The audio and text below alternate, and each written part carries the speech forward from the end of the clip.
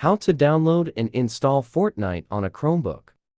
Click the time on the bottom right. Click Settings on the menu.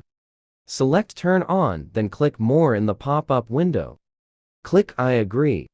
Click the blue App Settings link under Android Apps. Click Security in App Settings. Turn on Unknown Sources and Security. Open the Google Play Store app on your Chromebook. Download a file manager app from the Play Store. Open your internet browser. Open Fortnite.com/Android website. Site URL in video description. Click the yellow download button. Open the file manager app on your Chromebook. Click on the Fortnite APK file to select it. Click the install button in the file manager. This will run the selected APK file and install the Fortnite app on your computer. Thanks for watching video.